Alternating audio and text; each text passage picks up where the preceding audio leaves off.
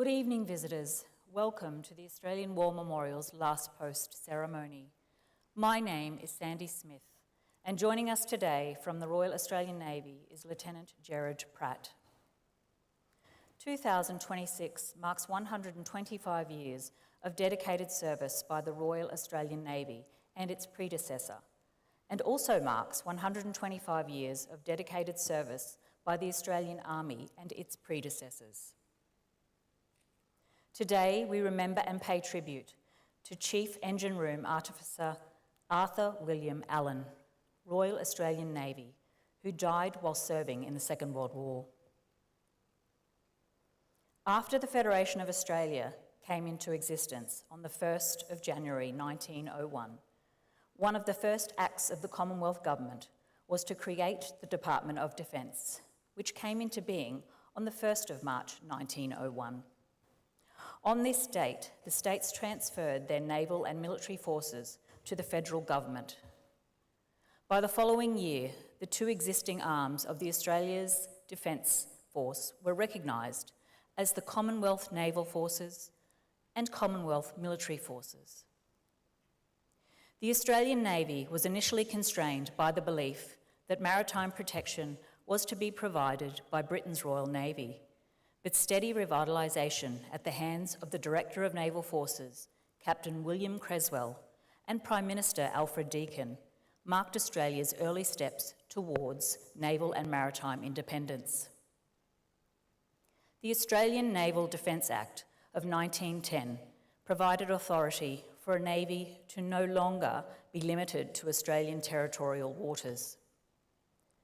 The Australian Army came under the command of Major General Sir Edward Hutton, who took on the task of transforming 6 colonial forces into one national Australian Army.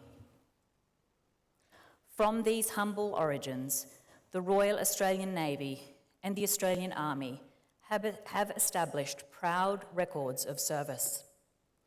Many Australians have served, and some have fallen. Today, we pay our respects to the men and women commemorated here on the Roll of Honour, and to the survivors who returned home. This evening, we are honoured to acknowledge Governor-General of the Commonwealth of Australia, Her Excellency the Honourable Miss Sam Mostyn, and His Excellency Mr Simeon Beckett. Shadow Minister for Defence, Senator James Patterson, and Shadow Minister for Defence Industry, Shadow Minister for Defence Personnel, Mr Philip Thompson. Chief of the Defence Force, Admiral David Johnston and Mrs Belinda Johnston. Chief Executive of the Returned and Services League of Australia, Brigadier Phil Winter. Vice Chief of the Defence Force, Air Marshal Robert Chipman and Mrs Elise Chipman. Chief of Navy, Vice Admiral Mark Hammond and Mrs Jodie Hammond. Representing Chief of Army, Major General Chris Smith and Mrs Marcel Smith. Chief of Air Force, Air Marshal Stephen Chappell and Mrs Melissa Chappell. Chief of Joint Operations Command, Vice Admiral Justin Jones. Chief of Joint Capabilities, Lieutenant General Susan Coyle. Chief of Personnel, Lieutenant General Natasha Fox. Chief of Guided Weapons Explosive Ordnance, Air Marshal Leon Phillips. Inspector General of the Australian Defence Force, Mr James Gaynor. Commander, United States Navy 7th Fleet, Vice Admiral Patrick J. Hannafin. Senior Enlisted Advisor to the Chief of the Defence Force, Warrant Officer Ken Robertson. Warrant Officer of the Navy, Warrant Officer Andrew Burtison.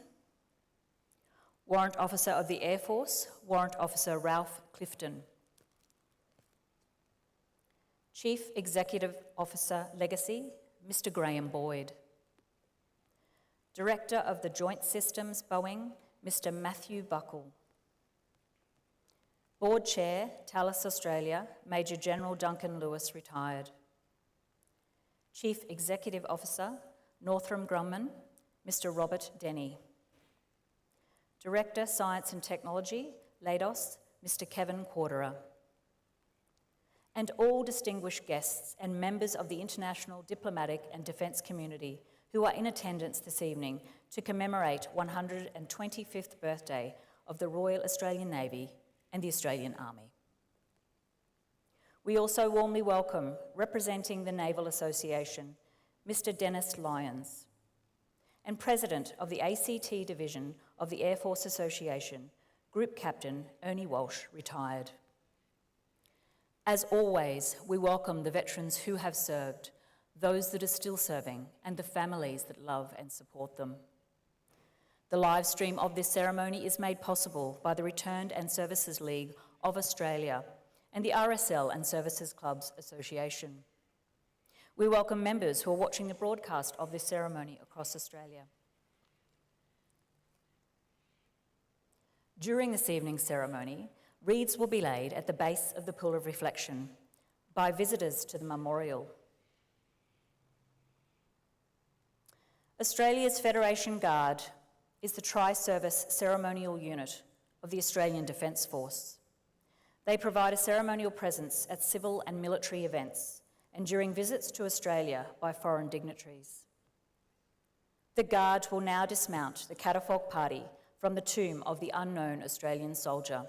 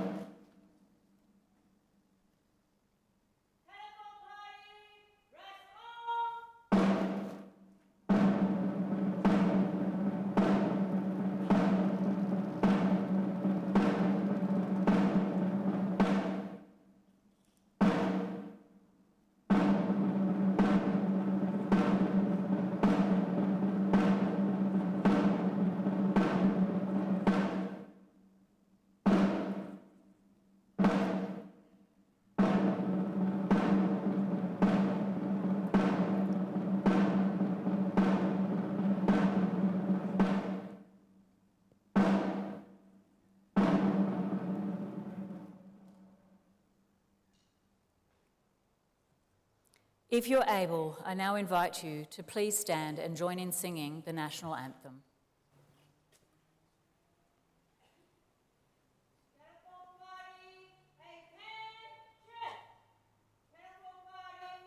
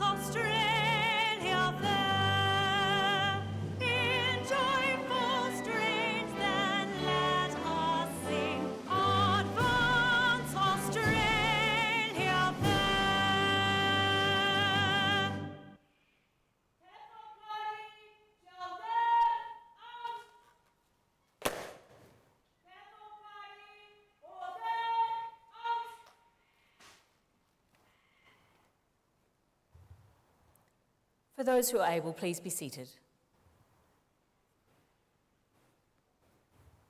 The Australian War Memorial was the vision of Charles Bean, Australia's First World War official historian. Bean landed with the Australian troops on Gallipoli and stayed with them at the front through to the end of the war. The idea of this national memorial and museum came to him at Pozières, France, in the depths of the bloody fighting of 1916. Bean's idea was that this would be a place where families and friends could mourn loved ones buried in faraway places. It would also be a place that could help all Australians understand what these men and women had endured and what they had done for us. Bean's vision, to which we remain true, is best expressed as inscribed in the entrance to the memorial's galleries. Here is their spirit, in the heart of the land they loved, and here we guard the record which they themselves made. Tonight, we will read the story behind just one of those on the Roll of Honour, which lists the names of more than 103,000 men and women who have given their lives for us in war and on operations for more than a century. But first, we present a lament, Flowers of the Forest. Wreaths or floral tributes will now be laid at the base of the pool of reflection.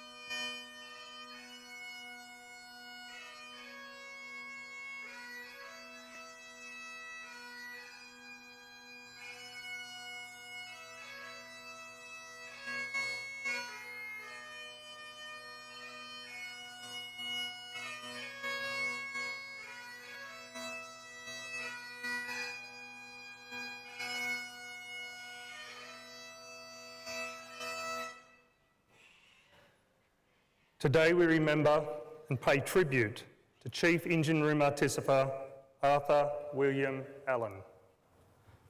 Arthur was born on the 22nd of July 1904 in Walthamstow, London, to Arthur and Helen Allen. Little is known of his early life, but he and his parents immigrated to Australia in 1911. After arriving in Queensland, the family moved to Melbourne. On the 24th of July 1922, Arthur joined the Royal Australian Navy, signing on for 12 years' service. He was first posted to the training depot HMAS Cerberus, where his initial rating was Engine Room Artificer, Class 5. In this role, sailors were trained in the maintenance and operation of ships' engines. Over the coming years, Arthur continued his training and promotion ensued. In May 1925, he was posted to the light cruiser HMAS Adelaide, where his skills were put into practice at sea. In 1927, he spent a few months in the depot and repair ship HMAS Platypus before returning to Cerberus in January 1928 for further training. In 1932, he married Violet Montgomery and they settled in Mentone, a suburb of Melbourne. With his 12 years service due to expire, in 1934, Arthur signed on for an additional 5 years, having just passed the course for Chief Engine Room Artificer. Clearly, life in the Navy suited and appealed to him. This was reflected in his service record, which continually rated his character as very good. In July 1937, he was awarded the Long Service Good Conduct Medal. On the 19th of February 1937, Arthur was posted to the heavy cruiser HMAS Canberra. He signed on for another 5 years in July 1939. By now, Arthur was fully passed out as a Chief Engine Room Artificer with 17 years' experience. At the outbreak of war in September 1939, Canberra conducted patrol and escort duties in home waters. From June the following year, she was also patrolling in the Indian Ocean in search of German surface raiders. This continued into 1941. After Japan's entry into the war in December 1941, HMAS Canberra's role switched to convoy escorts for the many ships carrying troops and supplies to New Guinea, the Dutch East Indies and Malaya. Canberra underwent an extensive refit in Sydney between February and May 1942 and was in harbour the night of the 31st of May when Japanese midget submarines attacked. In June 1942, Canberra took part in a sweep north into the Coral Sea as part of the US-led Task Force 44. The previous month, the Japanese had taken control of some key points in the Solomon Islands and had established air bases there. This threatened communications between the United States and Australia. In order to wrest control of the Solomons back from the Japanese, the 1st United States Marine Division made a seaborne landing on the 7th of August 1942, quickly seizing Talagai and nearby islands, including Guadalcanal. HMAS Canberra was among the screening force covering the Marines' landing. At first, there was little Japanese resistance, but trouble was brewing. A strike force of 7 Japanese cruisers and a destroyer was steaming from a ball, with orders to attack and destroy the Allied transports unloading on Guadalcanal.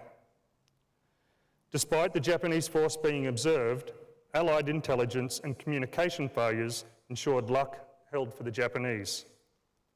In the early hours of the 9th of August, the Japanese arrived off Savo Island and took the Allied ships completely by surprise. Canberra was patrolling between Savo Island and the northwestern tip of Guadalcanal, along with other US Navy ships, when, at 1:45 a.m, flares suddenly lit up the darkness. Inexplicably, 2 radar-equipped US destroyers had failed to detect the Japanese warships, which rapidly closed for action. Both forces immediately launched torpedoes, but the Japanese were the first to engage with their big guns. Canberra, having suddenly lost all power, was helpless to respond and was soon struck by 24 heavy shells, turning her into a listing, blazing wreck full of wounded and dying men.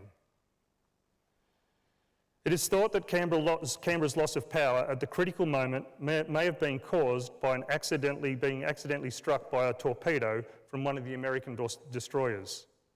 The Japanese pressed home their advantage and sank 3 additional American cruisers before making good their escape.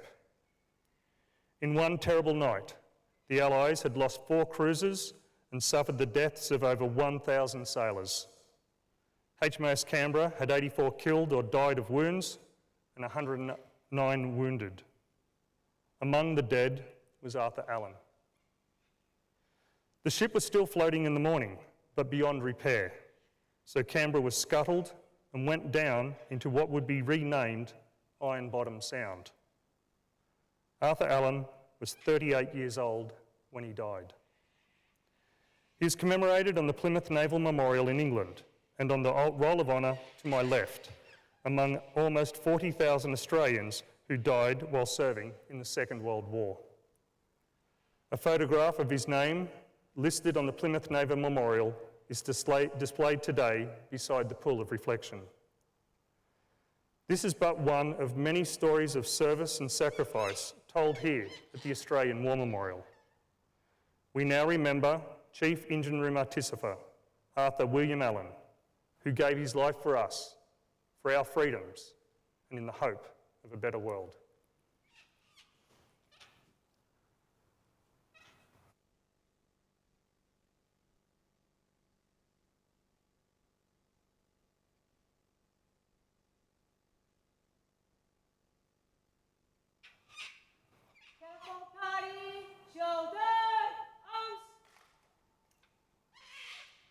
They have no grave but the cruel sea, no flowers lay at their head. A rusting hulk is their tombstone, vast on the ocean bed. They shall grow not old, as we that are left grow old. Age shall not weary them, nor the years condemn. At the going down of the sun, and in the morning, we will remember them.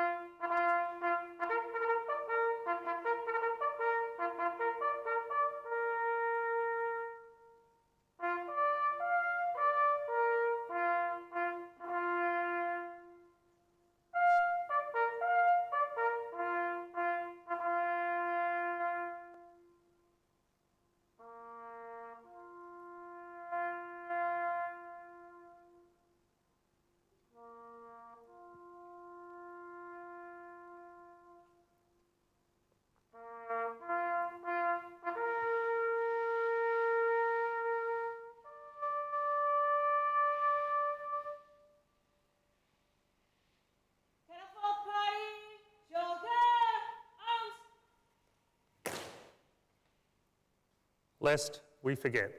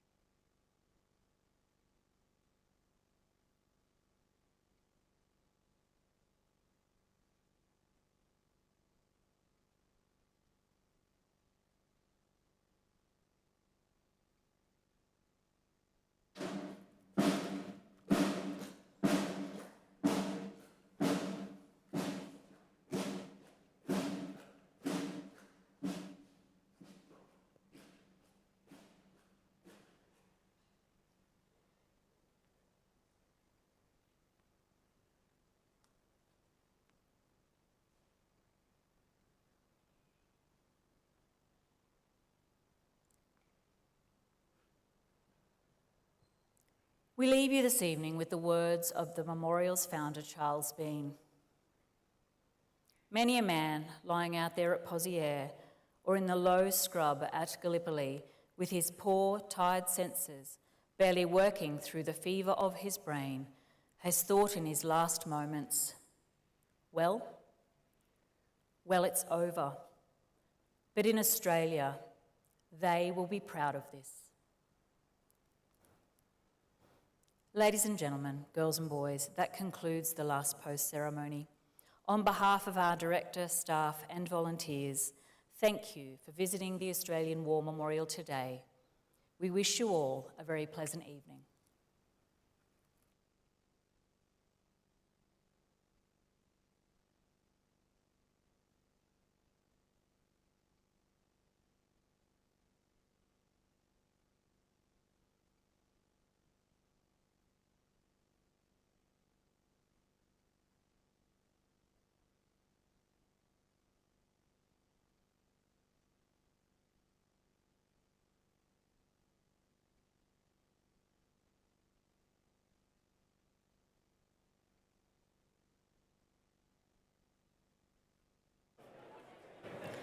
Ladies and gentlemen, may I have your attention, please? Can I please invite all visitors who are attending this evening's Navy 125 function in the Anzac Atrium to remain in the commemorative area. I now invite all other visitors to make their way towards the exit. Thank you.